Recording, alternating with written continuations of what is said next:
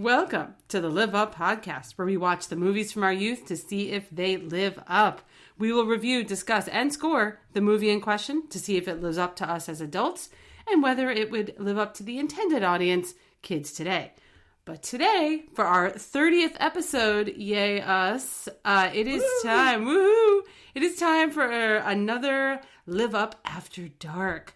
So Live Up After Dark. These are all the movies we definitely didn't see in the theater. They are slasher films that kept us lying awake in bed for months after we watched them, and killer space clown movies where they murder people with cotton candy, or Christian Slater What a way to go. taking an orgasm. We knew we were not supposed to be watching these movies, but nobody came in to see what we were doing. So, it's another episode of Live Up After Dark. I feel like I need theme music for this. We'll have to come up with something. If we, could do a montage of all sorts of weird screaming and, Oh, that's a good idea. We will have theme music. You might be hearing it right now. I don't know. I'm going to add it, put it on my to-do list, my podcast to-do list. So for Live Up After Dark, it's pretty much the same as all of our other episodes, except when we consider the kids' rating. So typically when we consider the kids' rating, we consider kids today, whether they'll stumble upon it. So we're sort of going to imagine maybe a kid today accidentally watching it or sneaking it in the same way that we did. We have to give it some extra little consideration, like we did for Silence of the Lambs, obviously, because you're not showing that to your kid. Anyway, so that's the only difference for these. I'm Jess Latterman. And I'm Amanda Treat.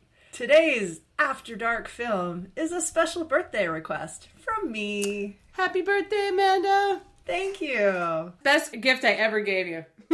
Yes, it is. This is the most epically 80s movie I can think of. It has mullets. It has boys riding around the neighborhood on bikes. Mm-hmm. It has two guys named Corey. It's got scenes set in a video rental store.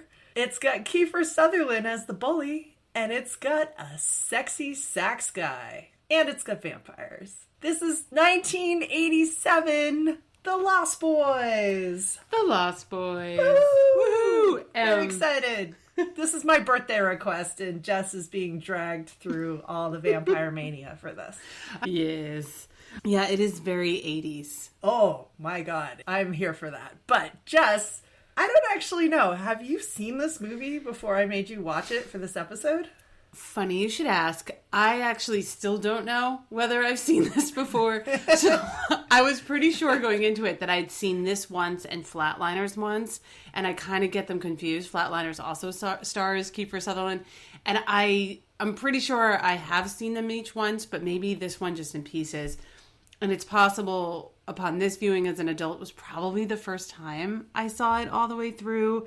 And I will say, listeners, if you're not well versed in our catalog of now 30 episodes, when one of us has a nostalgia for a certain film and one of us is seeing it for the first time, they don't typically fare that well on this podcast. It seems you need a little bit of nostalgia, but we'll see if this one bucks the trend. I did watch this one with myself, not with my kids.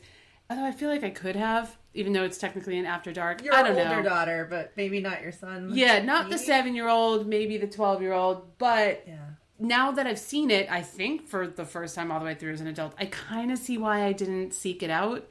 As a, I don't know, little lesbian in the 90s, there's just not that much there for me. You weren't into all those Coreys? You didn't love the Coreys? I mean, I don't dislike the Coreys, but I'm not sure I would have sought out the Coreys. So...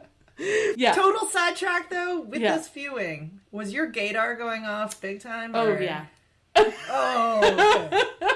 Oh, I love it. Yeah, so yes, this is a feature where we talk about my gaydar and how sharp it is on this podcast, but it definitely was like ring-a-dinging. I saw that you had noted that in the notes, so we're going to talk about that. Oh, hell yes. Since this is your birthday present on this podcast and insisted on watching this, I assume you've seen it before and you're going to tell me about it right now. Yes. All right. So I definitely have a lot of nostalgia for this film. At least 3 touch points on this. The first one is when I was in junior high school in Newton, Massachusetts. I had this English teacher named Mr. Yassi, who pronounced it Mr. Yassi, because he had the most fantastic So New good. England accent. Oh my God. I don't even know where he was from. It had to be like Maine or something, but everything he said went up at the end. Mr. Yossi, gonna watch the Lost Boys. Yeah. Oh my God. I feel like you're making it up. No, he was such a character. He was great. So that school did English and history classes as electives, almost like you'd pick them in college, which was super cool. And Mr. Yossi taught Dracula. Oh. So we read Dracula. We did an entire semester of vampire. We got to write our own like shitty junior high school horror fiction. And that was that's like cool. super awesome. Yeah. And then we watched movies in class, including Salem's Lot, which is a lot scarier than this movie. We were all like, 12, 13 years old. We watched Salem's Lot in school. Oh my God. These days you'd have like 12 permission forms and a protest. Oh my God, yeah. So, I'm pretty sure that's where I first saw this movie, was in the Dracula class that Mr. Yossi was teaching. And Mr. Yossi, man, I think you would have potentially gotten fired these days if you tried to watch I mean, he was like the beloved English teacher, and like everybody was fighting to get into that class. Of it was course. such a cool class. Oh my God. So, I can't imagine. We got to see all the mullets and all the like trench coats. It was badass. Yeah. Junior high English. So, cut to us in college. The year before we were roommates, I had my suite. We all had singles, and I'm specifying that for a reason because I was living with all guys that year. But Dan Silver was one of my suite mates junior year of Haverford College. And he orchestrated this night where he, me, and Katie DeChocho slept out on a sidewalk overnight to get PlayStation 2s. What? Yes. Like, he was just like, PlayStation 2s are getting released. It's going to be a big deal. There's not enough of them. We're going to go. So we went at midnight and like sat outside. I want to say it was like... Where were you? A computer store or something in a strip mall. It was some place nobody thought, go get the PlayStation 2s. And we camped out overnight, and there was like a little line, but we were the first 3 people. And then like the manager came at like 4 a.m. and was like, all right, we have 8 of these, and like we're giving each of you a number. Yeah. And everyone else who shows up can wait, but like you're the top 8. And we went in, got those things, and like ran back to his car because we thought we were gonna get like mugged for the PlayStation 2s. And then went to class and were delirious because we'd been awake all night on a cold November sidewalk. Like, it was crazy. Anyway, I did not know my awesome this. sweet mate, Dan Silver, the first thing he did with the PlayStation 2 was run out and get a Lost Boys DVD. And we watched the Lost Boys. And we did have some PlayStation 2 games and like some awesome tournaments going on in what that PlayStation suite, are they up to now? Do they even make them anymore? Is it PlayStation I don't know. like 50? We were assuming they would be at least caught up to the Fast and the Furious movies, but they are not. We are not on PlayStation X at this point. We're not. No. I'm not nerdy enough to know what we're up to. I want to say 4, but I'm probably totally wrong. Please don't send hate mail, but I did sleep outside for a PlayStation 2. I mean, I feel like this makes you like legit, I think, at this point. And then the first thing you guys did was watch the Lost Boys. We watched the Lost Boys. Yeah, it was just, the whole thing was really epic.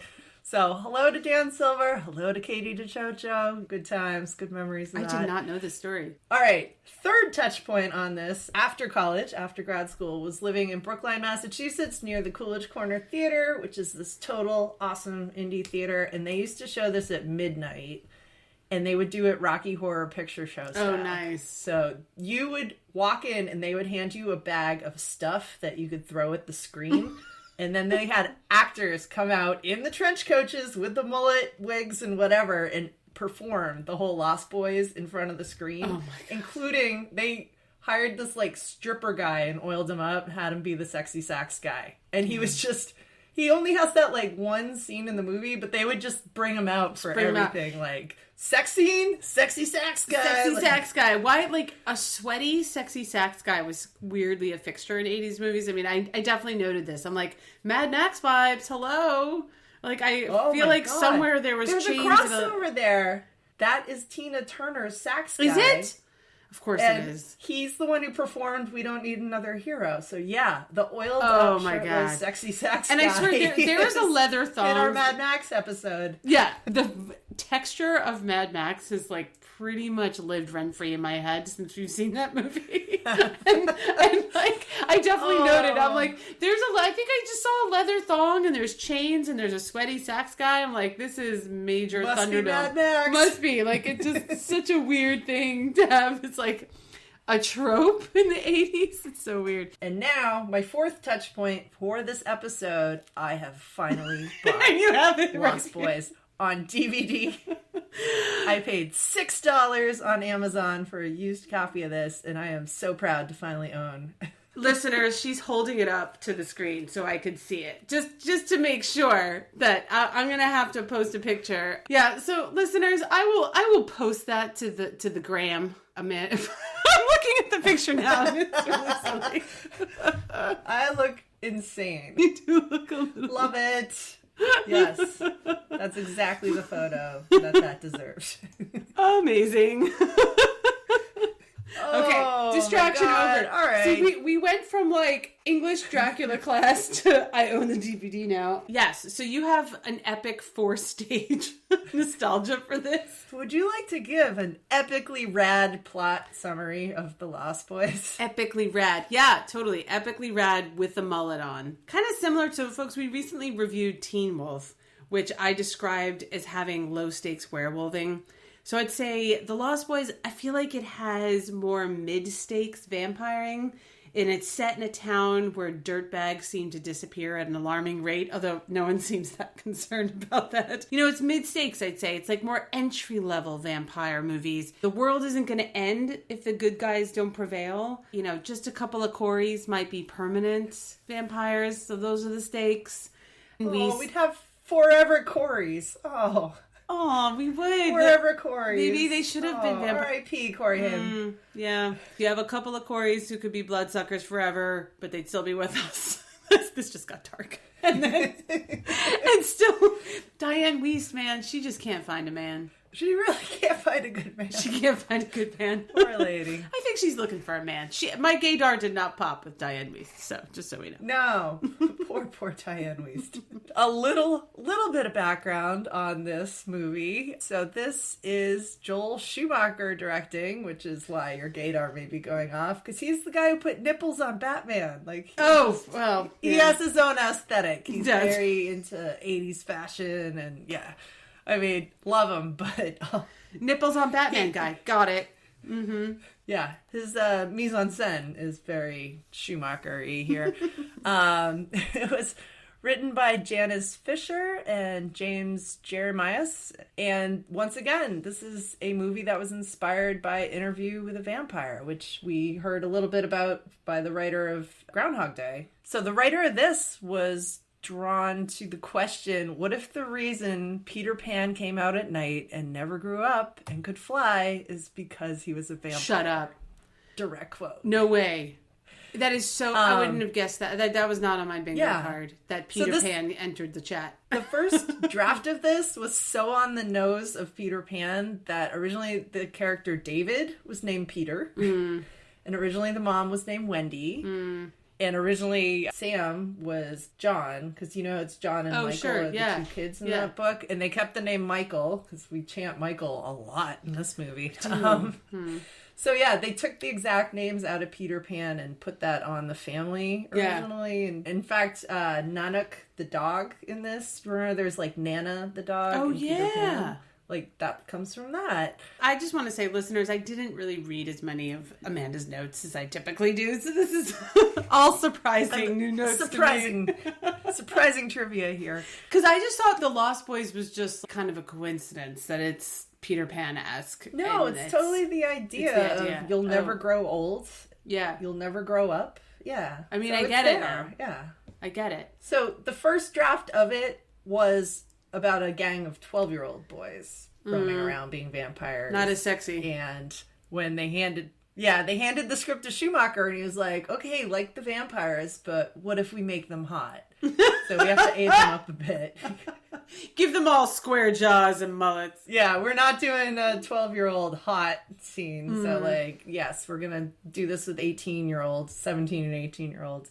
And it's filmed in Santa Cruz, which actually was considered the murder capital of the world because they had 3 serial killers pass through in, like, 1 year and killed, like, 30 people. Oh, wow. And they said, okay, we're filming the movie here, and we're setting it here. And the town, or the city of Santa Cruz was like, you are absolutely not calling us Santa Cruz. So they switched it to Santa Carla, but it's like so obviously Santa Cruz. Yeah, and it's definitely that part of California, for sure. Yeah, my roommate, Kelly, from way back, the postgraduate when we had the cool movie theater near us era. For stage 3 of your nostalgia. Yeah, for stage 3 of awesome Lost Boysness. But she grew up there and she was just like, yeah, no, we all love this movie. We love that it's set there. But yeah, Santa Cruz is trying to hide behind like, no, we're not. We're not the murder capital. Yeah, and just like I mentioned before, some of the Mad Max vibes. I mean, Santa Carla / Santa Cruz. There's some references to the fact that there's like murdery things happening. Otherwise, it's just sort of a party. It's, you know, like with a cool party beach town. Yeah, with but sexy sax guys randomly playing on the beach every night. But it's also full of dirtbags. I mean, you definitely get that vibe of like, this is where dirtbags go to hang, and if they get murdered, nobody cares. Kind of, yeah. It's like kind of definitely a bit of that going on. Yeah, it's a little bit of. So anyway, nowadays, Santa Cruz totally embraces this movie, and it's one of those like outdoor movie events every summer. Bring your chairs and bring your kids, bring your family. Let's move on to the actual movie. Who is first, Amanda? Who are we talking about? So we need to start with Michael, who is Michael Emerson, played by Jason Patric, who is the most quintessential 80s hot. I mean, so, like, I texted Amanda, so listeners, I texted Amanda, like, halfway through this movie, and I'm like, Amanda, I have so many questions about this movie. And the first question I have for you, for Jason Patric, is, I get that I'm a lesbian, but I can get things. Like, I get Christian Slater. I get why Top Gun is appealing. I understand. But can you explain why he is quintessential 80s hot? Like, just tell me. I don't get it. I know there's a lot of square jaws in this movie, but tell me. Oh my God. Explain it to me, Amanda. So, all right. We've got 18-year-old Jason Patric, who has been outfitted with a mullet. He's got the dangly earring. He's got the leather jacket. He's got like a bike that he's racing around on. Not particularly well, but whatever. But yeah, no, Jason Patric is just this brooding, building up to that 90s mentality of I'm too cool, I'm too like cynical.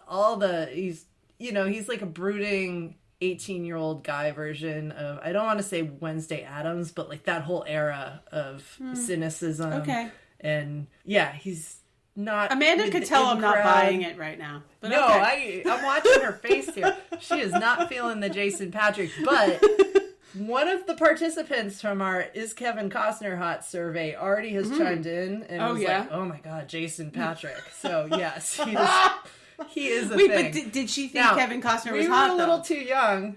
Wait, was she one that thought Kevin Costner was hot? She was on the Kevin Costner is hot. So somehow... Yeah. Whereas I was pro-Christian Slater from that particular argument. So here's where it's like, I feel like he's so vanilla. So Michael is the main protagonist, as you just described. The family is new to town. They just moved there. And he sort of gets mixed up with the Kiefer Sutherland, like vampires, and he becomes a vampire, blah, blah, blah. He's the main quote-unquote hero, if folks don't remember. I don't know. I get the Christian Slater thing. I do. I kind of feel like my problem with him as 80s hot is that he just, and maybe this is why he was appealing, he's just not as confident and sure of himself. Like, he sort of strikes me as like a nerd in a good-looking guy's body. Like, you're gonna hate Pump Up the Volume. But I don't mind Christian Slater. I just don't. I get it because he's just not like, he felt like kind of a nothing to me. Okay. Sorry. Well, no, whatever he does in this movie, I think this is entirely coming from a place of like how he looks. He is making these like sultry, sulking faces the whole movie, and I think that was what we considered hot in the 80s. And I need to preface, I was too young when I saw this movie to be like, ooh, Jason Patric. I was more like, ooh, Corey Feldman. But now watching this and as an adult looking back, being like, oh, wait, no, Jason Patric's like way hotter than Corey Feldman. No offense to either of you. You are both very attractive people. Yeah, no, I registered that he's good looking. I guess I feel like from an appeal standpoint, I feel like the Corey Feldman's more appealing because he's just funny. And I honestly, like, part of me was like, Star, who's like the female lead, I feel like you should stick with Kiefer Sutherland. Like, I feel like he's more interesting than this guy. I don't know. Sorry to all the straight ladies of my generation. I just don't see it, guys. I don't see it. So, actor Jason Patric did not want to be in this movie. Thought this was like stupid and a bad character. And Joel Schumacher met with him like every day for weeks trying to sell this case. Like, no, you gotta do this. Aren't there other hot 80s guys he could have cast? I mean, I don't know, man. He had his heart set on Jason Patric. Okay. All right, I do need to tell you that when I was studying abroad in Dublin, I went to see Jason Patric perform in a play. Oh, and so cool. This is post Rush and post Speed 2, which was freaking terrible. We're not going to do that on this podcast. Post, what was that? Sleepers. His roles got more interesting as he went along, except for Speed 2. But he was in this play that I saw at the Gate Theatre in Dublin, and he was dressed as like the accountant character. Like, they made him be a nerd, and he was phenomenal. Like, he's just a really good actor. So I think this was not his comfort zone, being the like pinup, Tiger Beat magazine, everybody hearts Jason Patric with his mullet and his dangly earring. Yeah, so, I have a lot of respect for him, but like in this rewatch, I was like, oh yeah, no, he's definitely the hottest guy in this movie. No, I totally register that he's a good looking guy. I think his character generally just sort of moves the plot along, but he's just not that compelling. Like, I guess I agree with Jason Patric. I think he might have been better off as like one of the bad guys, because I think the character itself is kind of a nothing. I mean, you could relate to it a little bit. One thing I did see in your notes, like, you kind of relate to the peer pressure aspect, like he's new to the town and all that stuff. Yeah. This was the first viewing that I thought he was being a total dick to his mom. Also, like, it hadn't jumped out at me before, but like, he's just like an asshole teenager in this movie. The way he comes rolling in and doesn't want to talk to her and is like keeping his shades on, not making eye contact. That came across this viewing. I don't have the nostalgia for it, but to me, he's the least memorable part of this movie. All right. Yeah. Well, with that, we should keep going through the rest of the characters here. Jason Patric plays Michael Emerson, and Corey Haim plays Sam Emerson, his younger brother, who, holy shit, his clothes. Holy shit, his clothes. I have never seen... I gotta do a slideshow on the socials to just remind people how loud and proud his clothes are. They're oversized, they're neon. Director described this character as mall fashion victim. It's so good. In that era, because that's right around, we're a little bit ahead of when Zach Morris is coming onto the scene from Saved by the Bell, but this is a very Saved by the Bell, fluorescent, got huge patterns and very bleachy hair and just craziness going on. Every scene he walks in, he's wearing something even weirder. It's almost distracting, his clothes. They're so bizarre. It's so distracting, his clothes. I was like, the costume person just went nuts. Like, they just, give me the boldest pattern you have, but, make it tacky. I don't know.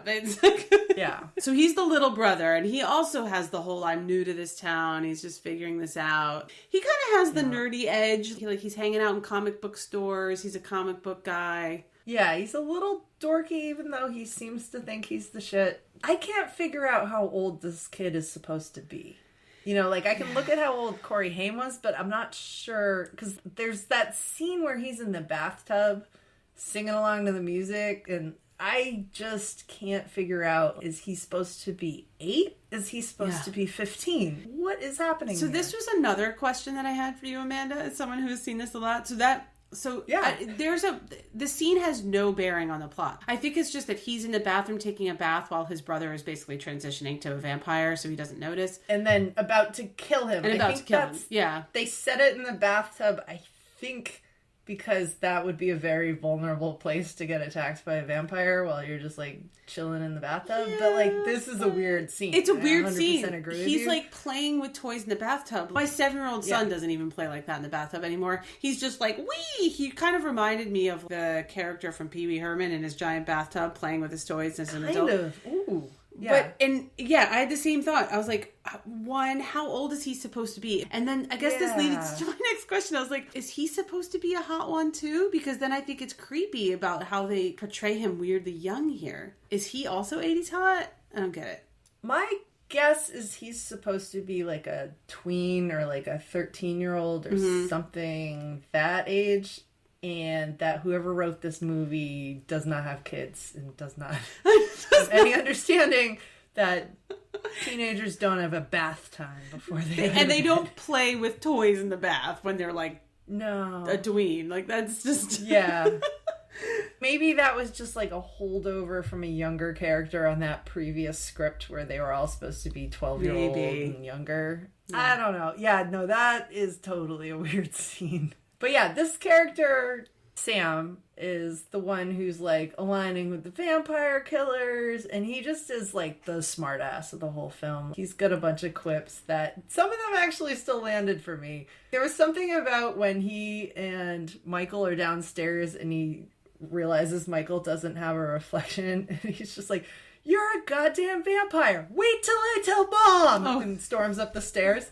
That just comes across as something a pair of brothers actually would yell at each other before slamming a door. Yeah, no. I like that line still. He definitely captures little brother in a fun way. I like that he's nerdy. To me, he was just more fun, actually, than Michael in some ways. But then, you know, as you referenced, I mean, there's a lot of, like, gaydar bells going off in my head here while I'm watching this. He has a pinup poster of Rob Lowe in his closet. And I feel like the camera lingers on the poster for a weirdly long time. Jumps out at you. Yeah, like they're really trying to bring home the point. They're like, this kid is a fashion victim, and look in his closet, look over here. We're gonna just rest the camera on the Rob Lowe poster for a long time. I'm like, no, okay. Like, the official reason for that was that Joel Schumacher had just directed St. Elmo's Fire with Rob Lowe in it, and it was a sly promotion of St. Elmo's Fire, but also Joel Schumacher was gay, so it's like a sly, like, no, we're absolutely gonna stick Rob Lowe in the closet here. Yeah, in the closet. There's no bearing on the plot here, but I was watching it, I was like... absolutely pops out at you, like, what the hell is the Rob Lowe poster doing in this kid's bedroom closet? Yeah, a kid today, or tween today, wouldn't... I don't know if they would pick up on it in some ways, because kids could be more out these days, because I think they would just pick up... it would just go over their heads. Yeah. Let's round out the Emerson family. Let's do it. Diane Wiest is playing their mom, Lucy Emerson, and they're all rolling into town because she has just gotten a divorce and has not gotten Can't find any a good money man out of it. So she's moving in with her kooky dad in their weird taxidermy-filled ranch. Okay, I need to pause. I don't know where they are. I know we need to talk about a kooky dad, Diane Wiest, but I gotta pause on the kooky dad. So they're in Grandpa's house. Grandpa, like, just shuffles around, talks about the rules, talks about getting laid sometimes, has creepy shit all over his house, and then at the end of the day, he kind of saves the day. And you find out that he knows the whole time that the town is full of vampires, because you have these subtle things in the background where he's building a fence, and it's actually like a wooden...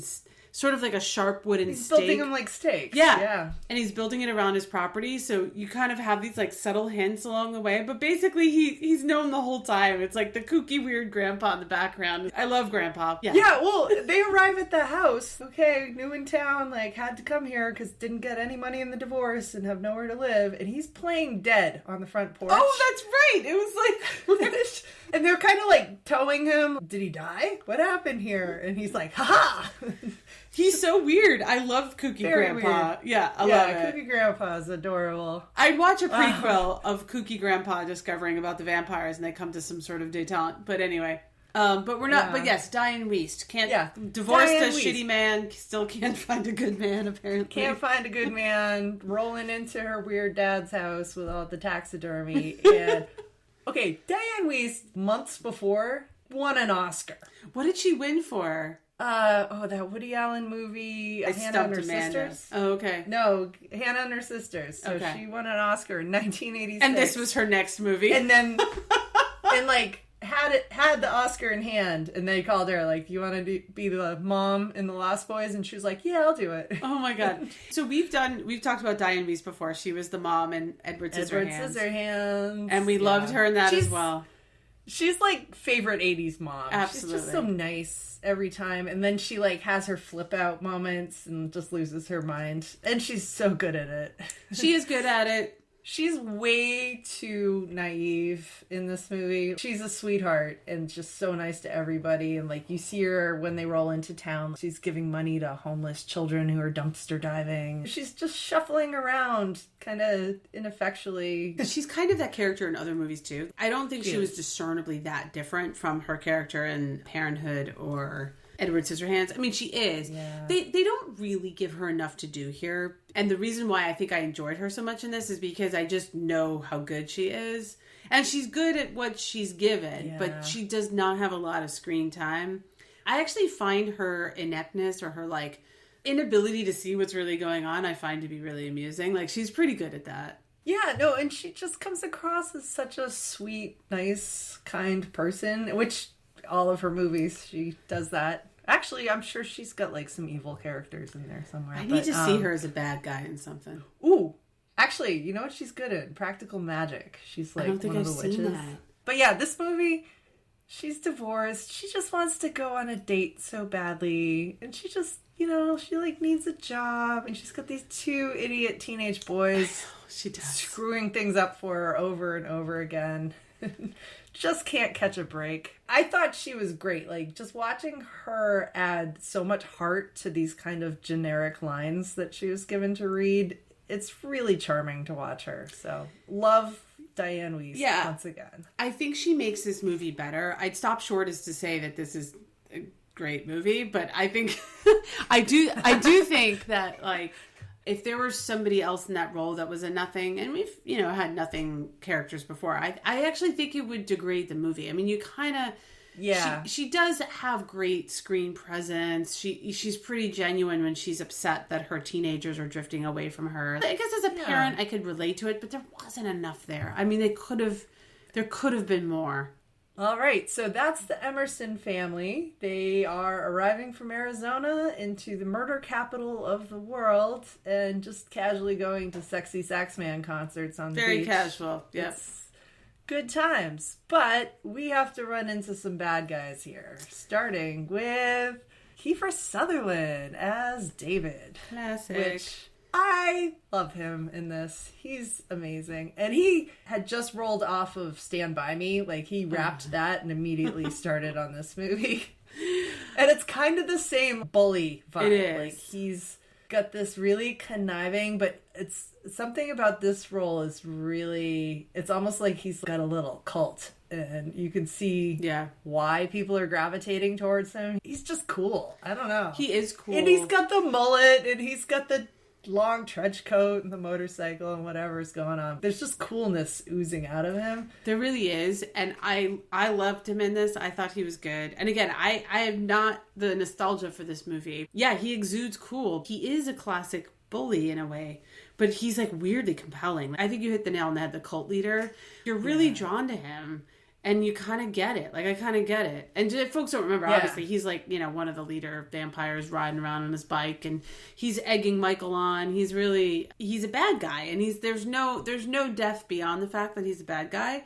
But for some reason, he makes it really compelling. I would put him up there. Like, he's not quite Alan Rickman level of best bad guy, but he was a really good bad guy in so many movies when we were a kid. And he was just cool. And he's got charisma and coolness. I think he's, like, cooler than Michael. I like him better than Michael, the vanilla character. Like, in some way, not that, you know, I'm rooting for the bad guy, I guess. Like, in the last episode, I was very pro-cat in American Tail.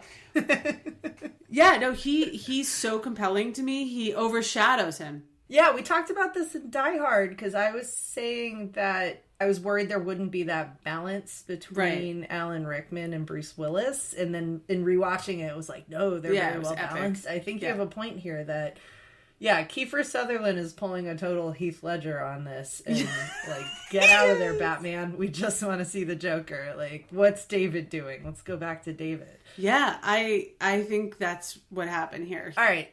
There's a trivia point that he, in real life, broke his hand doing a wheelie on his motorcycle while they were filming this.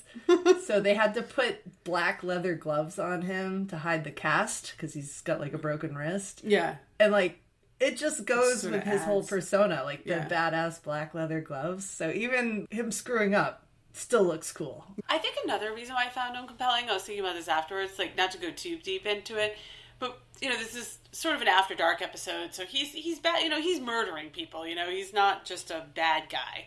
This is kind of a weird analogy, but sort of similar to Dark Crystal, where, you know, if from a kid's perspective, you're like, I think that bad guys could win. He has this element of like, you know, when they're going to the bridge, the iconic bridge scene, and they're hanging off the bridge and letting go.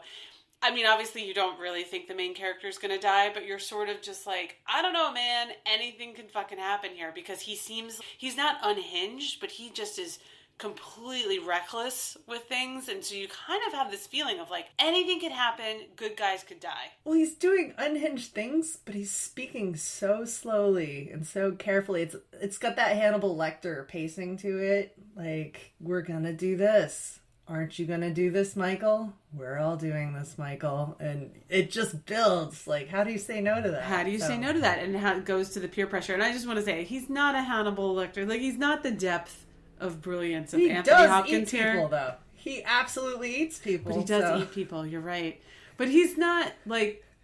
I guess I kind of, like, was compelled by the fact that he was, like, not unhinged, but maybe. I think he'd kill a kid and eat it. Like, I mean, he would do anything. Absolutely. Yeah. So this character, David, played by Kiefer Sutherland, actually does not have that many lines in the movie at all. It's all a lot of facial reaction and staring and posing, which I saw your note that you thought this was kind of like a glam rock music video the whole time. Oh, yeah. Very. But they let him have the cool line at the end of the scene, so it feels like he had all this cool dialogue, but it's just a lot of silence and then him just saying, you don't have to beat me, you just have to keep up. It's a good line. And then cut to a bike, you know, chase across the beach kind of thing. Yeah. So it feels like he gets the final word intentionally. Yeah, and it works, and he's good at it. And I'm going to say it still lands, even though I don't have that memory of the first time it might have landed, but it still lands to modern sensibilities, I think, in some ways. Yeah, I would see a prequel. They made it so that you see with the other vampires when they get staked or death by stereo at one point, however they're killing the vampires. But David's character, the rest of them like explode when they get killed, and David doesn't. And they left that there intentionally. He doesn't turn into a bloody mess, gory, blow up a toilet kind of vampire death. He was supposed to survive because they had this sequel lined up, The Lost Girls, that they never made, but they were going to bring him back. Interesting. David might still be out there, people. I see a reboot coming. Check those Wanted posters, or not Wanted, but like, you know, your milk carton kids there. The milk carton thing, just a sidebar on that, like, so throughout the movie... Yes, please. There, you see these missing, like, you know, just because in the background you see these random things like murder capital, or like you kind of have this background that this is a crime-infested place, you know, dirtbags are dying. And then you see like these missing posters, and milk cartons have missing pictures. And then some of those people featured in the pictures do show up as vampires or something else. But there's something kind of weird about it. Like, I don't know what it is. Maybe I'm an adult now. It felt not cringe, but it felt over the line to me for some reason. I don't know why. Well, time out. Can we talk about, in the 80s, they used to put missing children's pictures on milk cartons. That's weird. You're right. Eating your breakfast cereal, and there would be, like, missing this 8-year-old's full picture in black and white, and then nutritional information. And blah, blah, blah, calories. This is good for your bones. 10%. Yay. Like... Oh my God. Thought that was an okay thing to be doing. What was wrong with the 1980s that thought milk cartons was an appropriate place to put missing children photos? I mean, I guess it's a good place. that is something where, like, we register it in our generation of, like, we remember that, but I bet a teen or a kid today, they would be weirded out even more. Like, what the fuck is that doing on a milk carton? It's so weird. Yeah. We didn't have a better way to get out the word, hey, we're looking for this kid, other than put the printed picture on a milk carton. I mean, maybe when you don't have the internet and social media, all you got are milk cartons. I don't know. Yeah. But though these days, it's like, I don't know. There's like, do different types of kids end up on the regular milk versus the oat milk versus the almond milk? I mean, there's too many milk cartons these days. You couldn't do it. Yeah. Who's on the soy milk? And were they vegan before they disappeared? Because inquiring minds. I mean, I feel like I don't care about the soy milk kids. It's gross milk. Oh my god, the 80s were weird. All right, we gotta keep talking about some other characters here. We've got the other Corey. He's got a brother in this one. We've got Edgar and Allan Frog, and these names are supposed to be an Edgar Allan Poe. Oh, okay. I guess I get it. This was Corey Feldman, who was in Stand By Me and came off that and immediately jumped into this movie along with Kiefer Sutherland. And then Jamie Newlander, who I think this is his first movie. I don't remember. He did not look familiar to me after this. Yeah. But I think at the time I would have been a very pro Corey Feldman. Like, he's the dreamy Tiger Beat magazine pinup for me at that age. I definitely remember him from Stand By Me. He had the dorky He was also in Goonies. He was in Goonies, yep. Yeah. Wait, I gotta tell you this. So, do you remember back when Facebook would, like, recommend friends to you based on people you friended? Yeah. Uh-oh. Like, this was early Facebook. Like, yeah. Oh, you may also like, it was a weird recommendation feature they had. The final movie I did was with Joey Pants, who plays one of the bad guys in Goonies. Oh, yeah? He used to come over to my desk while we were filming this indie flick, and I had Advil in my desk, so he'd stand there and pop a few because his back was driving him nuts. Yeah. And then we'd just like chat, and he was like, oh, you gotta be my friend on Facebook. So I friended him on Facebook. And then they were like, you may also want to be friends with Corey Feldman. Get out of here. I was like, oh, hell yes. And went to like friend him.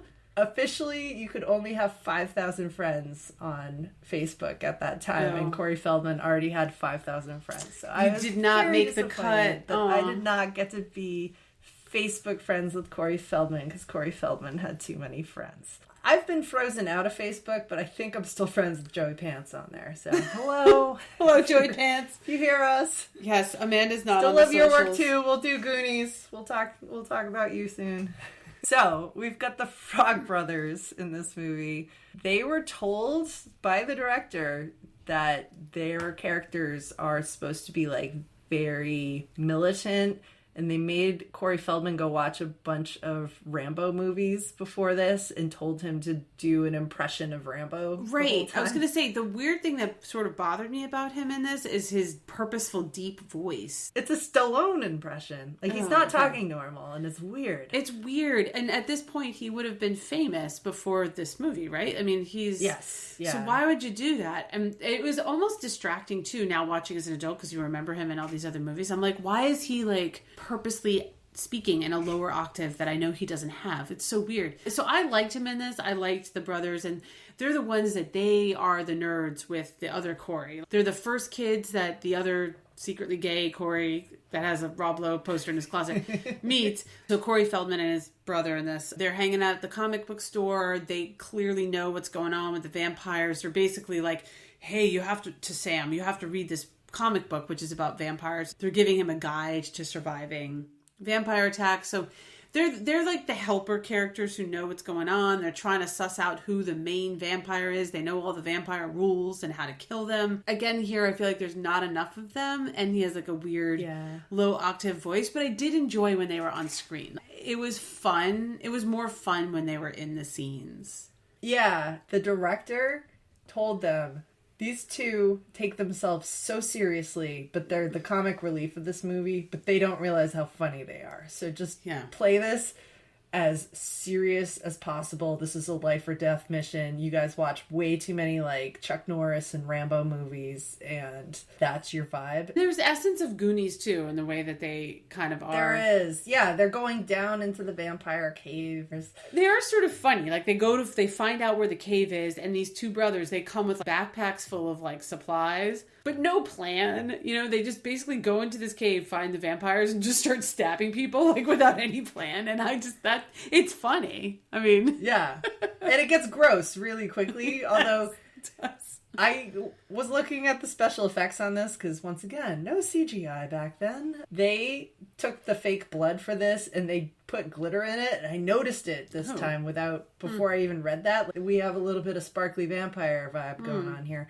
But the Frog Brothers come running out of this cave after they've killed a vampire and he explodes all over them. And they're just covered in glitter. And they're both like, oh, we screwed up. Like, yeah, making a big scene out of it. I thought that whole thing was really funny. It takes the serious and like they try to make certain scenes really grotesque in this movie. But the two of them running out of that cave covered in like ooze and blood and sparkles just looks so funny. I like it too. I think my mind fills in the blanks from what I love about Goonies and some of the other hijinks kind of characters they're supposed to kind of emulate. It's probably above average. There's not enough of them, but it makes the movie more enjoyable. I mean, they're the ones also in the montage at the end when they're preparing for the final battle. They're stealing holy water from a church and filling it out, which is funny. And they're filling water guns with it.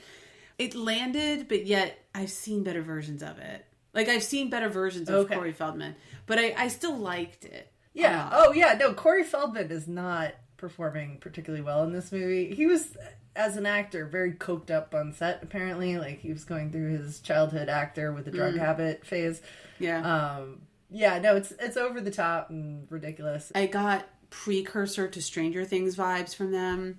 In some ways, like, you know, I mean, they're riding around on bikes. They're riding around on bikes. Corey, and that one's... I bet there's references to them in Stranger Things in some ways that I haven't picked up. I really would love to see everyone in this movie cast in the final season of Stranger Things. You know how they like pop in 80s actors? Yeah, like Sean Astin is in there. I mean, they already had another Goonies actor in there, so... Oh my god. Let's make this happen, guys. Hollywood listens to this podcast. We've sort of manifested the title of the Beetlejuice movie from this podcast. We did. So. We did say that before it was released. Yeah. Are you ready to talk about our favorite 80s actor with the punchable face? I did not know he was in this, so I was surprised. When we did our Overboard episode and I saw Edward Herrmann pop up, I was like, oh, that's Max from The Lost Boys. Yes. Which is so funny, because like when he popped up in Lost Boys, I'm like, it's Grant from Overboard. Oh, we love-hate Edward Herrmann. I mean, we love him, but like his characters are always just awful. But then it made it kind of funny in watching this, because when there's a scene where he runs a video store, he goes on a date with Diane Wiest. Basically what's happening at home is that like Sam is finding out his brother's a vampire and like calls the restaurant, which by the way is funny that you have to like call a restaurant, not a cell phone. So a kid today would be very confused about that. But then she's like, oh my god, my kids I don't know what's happening. She basically runs out on Grant in the middle of a date. And I actually laughed out loud because I was like, I'm calling him Grant. But anyway, she runs out on Max. And I just thought it was really funny. I was like, yeah, that's what you get, Max, for being a dick in that other movie. Yes. You deserve that from Overboard. Right. And a number of other movies where you play the jerk. And because I didn't remember this movie, I was like, oh, there's this whole plot where like Corey Feldman they kind of suspect he's the head vampire guy, but then they give him all sorts of tests, which is a really funny scene where like the Frog Brothers are basically at Diane Wiest's house for dinner and they're testing... I'm going to call him Grant. They're like, you know, throwing... I don't even know how they're testing him. They're like putting him in front of they're giving him garlic. And garlic. Like, garlic in his food. They hold up a mirror. They turn out the lights. And it's kind of funny. I mean, the whole thing is really funny. And I was like, it would be really funny if he was actually the bad guy. Like, totally forgetting that he actually is is really the bad guy at the end. So his character runs the video store where Lucy, Diane Wiest's character, gets a job, but then they kind of start like dating, sort of, but it keeps getting disrupted by her two insane teenage children. I saw this video of him today because I was watching like a interview the cast members, 30 years after The Lost Boys came out. And he said he was really happy that he was playing a character that didn't have to wear a suit and be a banker type. And then he had this quote, he was really happy to, quote, play a sexy guy. Oh. And he's so not sexy in this, sadly. Like, he's wearing tragic 80s, just, I can't even, it's like sweater vesty kind of. But it also doesn't stand out. Like, if you were him for Halloween, you wouldn't get it, because there's nothing sexy or iconic about what he's wearing or what he acts like. It's so funny, he thought he was the sexy one in this, when you've just described that all the other 80s heartthrobs are in this movie. Well, and no, he's not one of them. He thought this was like the sexiest character he'd ever played, basically. I mean, doesn't make him the sexiest character in this movie, and it doesn't make him sexy. But, for his type of characters, the guy with the punchable face, this is probably as good as it got. Yeah, probably. He's bringing sort of a weird vibe, but like an absolutely appropriate weird vibe to this role. It popped into my head later, the idea that she goes to him for a job, he hires her, and then they're immediately dating. Yeah, there's something you wouldn't see happen anymore. But, 1987... Yeah. There were no rules. It's kind of cringe. And like the whole point at the end, the big reveal is that he wants to date her and turn her into a vampire. So she's essentially like a slave mother to his vampire boys. That she's Wendy to the Wendy, yeah. That she's Wendy, but like a weird coerced vampire Wendy who murders people. So like, I don't know. That part is like a little cringe, but I'll allow it because he's a villain. I do like that he's attracted to her because she has a good heart. Yeah. But then he also tries to turn her kids into vampires so she has no choice. He does, yeah. That was a little manipulative. A little bit.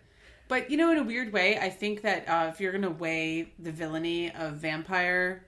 what's his name? Max? To asshole Rich Grant and Overboard, I'd say that Grant is the bigger villain if you had to compare them. I probably have more sympathy with Max here. Yeah, I mean, Grant's like, he left his wife, he pretended he didn't know who she was, so. And Max is the total opposite. He just wants one big happy family, as he explains at the end. Yeah, I mean. To kill a lot of people to get there, but that's all he wanted. Be super manipulative to get there, but, Yeah. All right, we have a couple more characters that we're gonna fly through real quick, 'cause they're not given enough screen time, but they are notable. Star is played by Jamie Gertz. She's supposed to be the love interest. They do not give her anything to do in this. I learned some vampire rules in this movie, and she was sort of the guide. No. You learned the Lost Boy vampire rules. We can go back to Mr. Yassi's class. Every single vampire movie has its own rules. Like, the fact that they served Max garlic at that dinner scene should have killed him if you're playing by traditional. But he was invited in. So But that shouldn't matter necessarily. Okay. And that was another thing. Michael invited Max in. So, Max is allowed in the house. But Star just walks right through the window pane at one point. And it's just like, no one invited her in. I actually had this conversation this past weekend, and Lost Boys came up because about vampire rules. And the rule of if you invite a vampire in, then all the other rules sort of of how to kill that vampire get negated. So... Yeah. And I was like, oh, I know this one because I just watched The Lost Boys. I'm like, they invite Grant in. And everyone's like, who's Grant? But, whatever. Well, I learned that from Mr. Yassi. Mr. You can't invite the vampires in. I was kind of unsure. Is she trying to recruit him? Because, so she and Michael kind of have an attraction, right? And they eventually hook up. At first, I was like, damn, that was cold as fuck. She just turned this guy into a vampire so she can get laid. She's the villain in this movie, Yeah, well, no, she's the honeypot. She's the vampire honeypot. I guess they send her out to pick him up. To lure him in. She's luring him in. The one thing, though, her character, so Michael gets bit by the dog and has his hand ripped open, and then he hooks up with her, and his hand is magically fixed. So apparently she's amazing in the sack. So yeah, I think she was kind of a nothing character, although except when I made up the plot in my mind that she was the real villain because she just liked him and wanted him to be a vampire so she could be with him. But at the same time, I was like, why are you doing that, Star? Kiefer Sutherland's way more interesting and cool. But anyway... So I bet after this movie ends that Diane Weist's super nice mom, Lucy, is just like, yeah, you and Laddie, come live here. So I bet, like, Star and Laddie are all living in the taxidermy house. Yeah, let's... Michael and Sam after. I didn't actually come up with epilogues for folks for this movie the way I did for Teen Wolf, but maybe that's their epilogue. They're just living as hippies in Santa Cruz somewhere. You know? They're selling t-shirts on the beach. Real life epilogue for Jamie Gertz, who's the actress who plays Star here. 2 years after this movie, she married a billionaire, and she owns the Milwaukee Brewers. Get out of here! That's crazy because I was like, oh, this woman doesn't look familiar at all to me, but I guess okay. Hey, that's pretty cool. Yeah. She's got a good epilogue compared to her character. But I'd like to think of her as the real villain. She just thought Jason Patrick was hot and wanted to sleep with him, and that was... She's secretly manipulated this whole thing. We're gonna kill off these vampires, but we're gonna, like, save me so I can go live in your taxidermy house. Yes. That's right. That's right. I'm bringing the weird kid from the milk carton.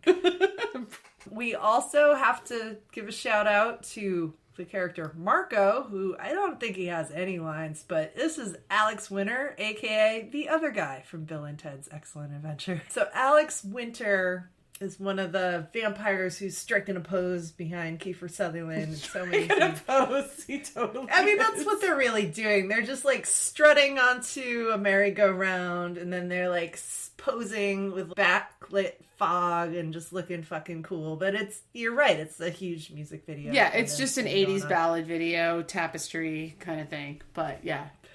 So I did hear an audio clip about them talking about the special effects in this, and that the scene where Alex Winter's character gets staked through the heart, he's wearing these contact lenses that they were all told, like, you could only have them in for 5 minutes, and then you gotta get them out of your eyes. So they're like, every, like, cut, all of these actors are, like, popping the contacts out. Yeah. Because he described it as if you cut a ping pong ball in half and shoved it into your eye. Ugh. That's what we're dealing with 1980s special effects contact lenses. But the scene where he gets the stake and falls to the ground, and then the Coreys are kind of... They're like, oh shit, we don't have a plan. Screaming. Yeah, no plan. That they apparently, like, kicked rocks and dirt into the ping pong ball contact lenses, and that they had to take him off set with, like, massive corneal abrasions. Like, he got wicked hurt on that. Oh, no. So, oh, no. Like, unintentional method acting, but yes, they nearly killed Alex Winter and blinded him in that shot. And wait, this movie came out after Bill and Ted, right? Bill and Ted is... No, just before Bill and Ted. Oh, okay. Just before. First movie. I wrote in the things I think are good about this movie that do live up and last. I think there's a very compelling and relatable story about being sucked into a crowd as a teenager, like that you want to go do what the cool kids are doing, and then it turns into something that you suddenly are uncomfortable with, but you can't let it go. Yeah, you're like in over your head. Yeah, because there's something, I know we just reviewed Teen Wolf a couple of episodes ago, and that was something that I think could still resonate, is like for Teen Wolf, it's like the stakes are being embarrassed and feeling, I'm only average. When can I not be average? I just want to be kind of cool. And there's something forever relatable about that. It's the kind of timeless. And I think you're totally right. It's an entry-level vampire movie, but it's sort of like an entry-level teen movie too. There is something about falling in with the crowd that in this particular case just happens to be murdery vampires run by a video store owner. But, you know, whatever. Yeah. Ooh, peer pressure right there. And you keep mentioning Teen Wolf, which I was critiquing for being low budget and they only shot it in like 20 days or whatever. This movie was also shot in 21 days and just feels, looks, everything about it just seems more movie-like than Teen Wolf. Mm-hmm. Yeah, I think that's fair. They got the cinematographer from Taxi Driver to shoot this. Mm-hmm. And even though it's definitely the 80s, like the opening shot, they're coming in overhead and it's got to be like a helicopter shot or something, and it's a little shaky, so I was just like, whoa, life before drone cameras. Like, here I we had are. that same thought, because as you know, there are a lot of overhead shots and long zooms. They did not have drones, like obviously they didn't in the 80s. So it probably took a lot of technical know-how to do those kind of shots. That Yeah. They had to have a cinematographer who knew how to do either helicopter, or some of them do look like high-level crane shots. But doing that at night also is really technically challenging. So I thought that was really cool that they kind of recreated... I'm calling it the Jaws effect. You don't ever see the vampires fly in from above and grab somebody, but you see the reaction shot of people who are being attacked on the ground looking up as the camera swoops in on them. So it's kind of like Jaws with just the shot of the legs where you don't see the shark a little bit. I thought that was clever. I thought it was clever. Another kind of technical thing I really like here is they really set what we think vampires look like for the rest of the 90s here. They're using foam latex with paint and, you know, making people's faces have very angular, bony looks when they turn into vampires, and some dentures with the teeth and that. That's what Buffy the Vampire Slayer grabbed and ran with. And, like, that is what we think when you turn into a vampire, that's what you look like. Yeah. And this is the movie that set that up versus Salem's Lot, where the vampires were kind of blue and their teeth were square shaped. The vampires in that movie were so creepy looking, but just almost, I don't know, demonic. All right, well, do we want to talk about, we always like to do this, but things that suck or are cringy? I didn't actually have any notes about sucky or cringy. I mean, it is... Okay. I think a lot of it just doesn't always rise to the level of great, I would say. But there's my note. I didn't hate it. Yeah. It's all over the map in terms of levels of things that suck or are cringy, but like some of them aren't that serious. Like my constant nitpicking, nobody is wearing a helmet in this movie. Yes, I get the concussions for everyone. You don't know that in the beginning. Michael, where's your damn helmet? Yeah. But you didn't end up with 3 concussions like Pee Wee. No, you just ended up being a vampire. It's fine. Just a vampire, yeah. Whoops. There's no helmet for that. If you had a concussion, you just hook up with Star. She'll fix you right up. Yep. This does fail the Bechdel test big time. So just a reminder to anyone who knows that term. Movies that have female characters who have speaking lines who are talking to each other occasionally and not talking about the guy they're in love with. This movie is very bro-y. It's called The Lost Boys. Of course it's very bro-y. But yeah, you've got 2 kind of ineffectual female characters in this. All right, well, let's talk about things that are great, because we like to end on a high note. Beyond the actors, we have some crazy ass 80s fashion going on and some crazy ass hair, and just the whole vibe of the setting in this movie puts you in such a specific place. And I do really enjoy, you're just so clearly taking it out of wherever you're watching this movie and dropped into Santa Clara with all of this nonsense going on. I like it. This is a great escapism movie. I think a great escapism movie is a good way to put it. We said at the beginning, nostalgia, when one of us does not have nostalgia for a movie, it doesn't fare particularly well. And I know I've been like beating up on it, but I was in. I kind of was compelled. I wasn't like, oh my God, this is so painful. Like you were with American Tail. Right. Or honestly, Mad Max, or guys, or Babes in Toyland, or things like that. Babes in Toyland is totally terrible. It is totally terrible. I mean, I even felt this way about Pee-wee, even though I do have nostalgia for that. But I think the world this created, I kind of bought in and was entertained by it. I felt like I accepted it for what it is. Like, this is kind of going to be just a little bit above B level and might be a little bit of fun. And I think it does pay off on that. Whether you think Jason Patric's attractive or not, I think it still pays off on it. Yeah. Yeah, that... I'm going to get hate mail for this. I could feel it. Only from the Kevin Costner fans. The demographic that is like the Jason Patrick, Kevin Costner fans. Oh my God.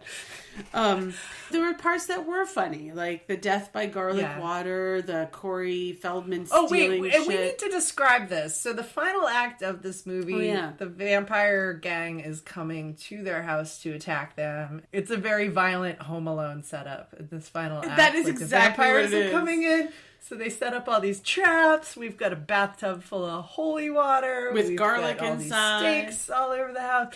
And what Jess is describing is one of the vampires goes to attack one of the Coreys. And the dog, Nanook, jumps out of nowhere and like tackles the vampire into the bathtub full of holy water and garlic.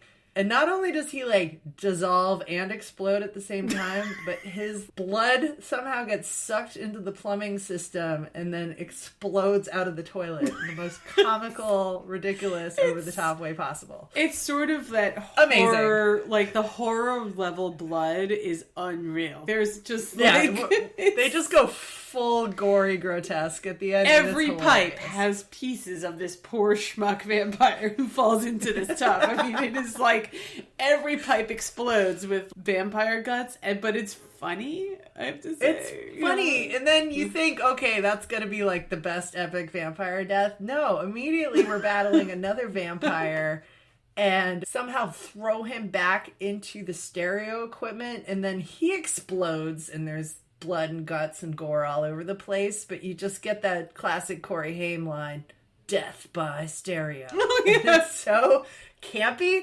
Love it. Like, it's just so silly. It's such a good way to describe it, is that it's a super violent Home Alone montage of, like, all the traps. All the gore is saved for this scene, but it's almost funny gore. I don't love gore for the sake of gore, but this was gore for comic effect, I think. They've been describing this movie as a horror comedy. Yeah, and that's absolutely what this final act is. It's funny, and the fact that Grandpa at the end, like, busts through a wall with a bunch of stakes it's very funny. And they're, like, battling in this, like, horror house of taxidermy shit that he's put on there. Like, it's such a weird setting. Weird. Yeah. So, all right, points for that. And then I need to do a gossipy thing here. This came up in our Hook episode where we were talking about the Julia Roberts and Kiefer Sutherland breakup. I need to get a little, like, reality television petty here and read from the Wikipedia page on Jason Patrick. Ready? Patrick began dating actress Julia Roberts days after she canceled her wedding to Patrick's The Lost Boys co-star and best friend, Kiefer Sutherland, in 1991. Oh, no. Patrick had been invited to the wedding, but was later uninvited by Sutherland. Oh, no. On June 14th, 1991, the day that was supposed to be Roberts and Sutherland's wedding, Sutherland moved out of Roberts' Hollywood Hills house, and Roberts traveled to Ireland with Jason Patrick. Then there's this whole thing about there was this movie called The Renegades. I'm not reading literally here anymore, but there was this movie being made called The Renegades that Kiefer Sutherland and Julia Roberts were supposed to be in together. Kiefer dropped off it, so then Jason Patrick jumped onto it. He and Julia Roberts are going to be in it. Then she jumped off of it, so he also jumped off of it. And then Kiefer Sutherland picked it up again. And then he goes and he gets Jamie Gertz, who played Star from this movie, to be the romantic lead in that. So, no way. This is such an incestual, movie making. But then the final bit here. So 10 years passes and Jason Patrick and Kiefer Sutherland have not been speaking at all ever since Jason kind of ran off with Julia Roberts on the day of Kiefer Sutherland's wedding. So fucked up. That they reconciled in the mid-2000s and co-starred in the Broadway revival of Jason Miller's play That Championship Season, and Jason Miller is Jason Patrick's dad. So they're like BFFs again, and neither of them married Julia Roberts. That is that's crazy. Yeah, now listeners have to go back and listen to our Hook episode where we talk about how Julia Roberts behaved on set. Don't watch it. Just look at it. No, watch it because it's a great movie. Do not listen to Amanda, who did not have nostalgia for it. Very sad. No, I didn't. I had nostalgia for it being bad, and it lived up to being bad. Amanda's wrong on this one. And she was wrong on Overboard. But anyway. And you were wrong on Mad Max. Anyway. I might have been. Let's move to ratings, but reminder that we are doing a Live Up After Dark episode, and so the ratings are slightly different. Yeah, so at this point, so we're going to first rate it for adults. Does it live up to adults today? It's 1 being garbage, 10 being Princess Bride, and then we do the same rating for kids today, and we will have that consideration. For kids, is that you have to kind of imagine somebody stumbling upon this when they're kind of really shouldn't be watching an R-rated movie. So first rating that we're going to do, does it live up for adults? today. So I feel like you should go first because you're the one with nostalgia for it. Now, I might surprise you here. Okay. So, yes, this is my birthday request.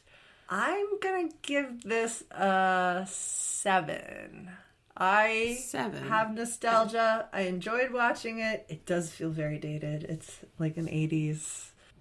You know what? It's my birthday. I'm giving this a 7.5 because 7.5. It's my birthday and I'm so happy I bought this on DVD for $6 off of Amazon. You basically are giving yourself the 0.5 for the DVD, but I'm giving myself fine. a 0.5 because I'm enjoying owning this DVD. The movie gets 7, Amanda gets a 0.5. So I also peeked at earlier ratings, which really makes me think that I personally underrated movies, even movies that I really loved. So adult, for me, I'm going to go lower, but I'm not going to go that low. So I went a 6 for adults. And now, So that's pretty high for not having nostalgia for this movie. I know we've talked about Teen Wolf, that we recently watched it. I feel like it's a little bit better than that. It's less dumb than Teen Wolf. Teen Wolf is kind of dumb. This is less dumb, but it's not as good as things like Edward Scissorhands and Addams Family or even True Beverly Hills. It's kind of a fun nostalgia watch, even if you haven't seen it before.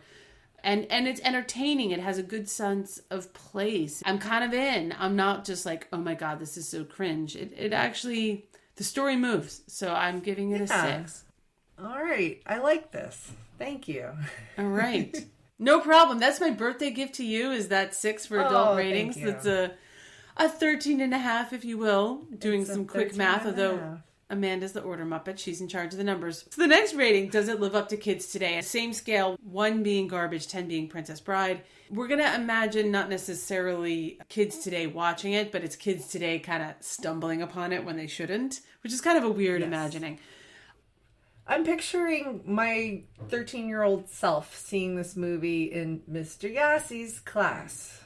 Mr. Yassi. If Mr. Yassi was teaching the class today and showed this movie, I think it's those kids. Still show this and like wedge it in because he'd probably have to show one of the Twilight movies or something now. I'd rather watch this than Twilight, definitely. Yeah. Honestly, kids today don't even know what Twilight is. That's sort of more solid millennial, not Gen Z. Yeah. Just throwing that out there. So I think there's things in this movie that feel really dated, but at the same time, like, I do think it's got things that are relatable, like the peer pressure. So even though they're calling the restaurant with a landline. And again, this is for a 13-year-old watching at Mr. Yassi's class. I think I'm going to go a 7. So definitely not for young kids. But I think for a 13-year-old, this would be a 7. 7. So, again, I'm going to go higher than you think here.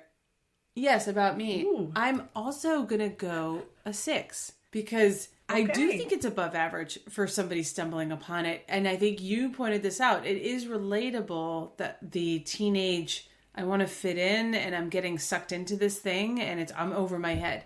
And I think that would still resonate. There are things that wouldn't resonate that might be dated, if you will, like the lack of female characters and all that stuff. But, the basic tenets are there. I know I described this as like a mid-stakes vampire movie, but I think that was a really good pun. Back up. Wait, what was a good pun? What'd I say? You said it was a mid-stakes. Oh, mid-stakes! Vampire movie. I didn't even realize it. Amazing. I'm so smart.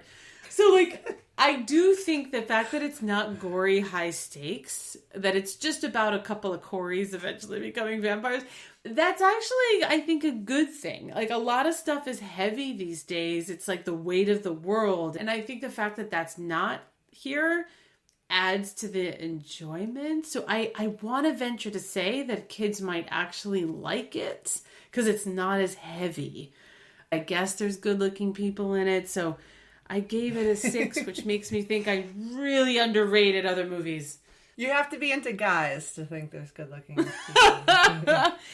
But Star is cute. I think just let this be what it is. It is a campy horror comedy, and you can play this at midnight at a local theater, and people will love throwing things at the screen, and they will love whatever stripper you hired to play the sexy sax man.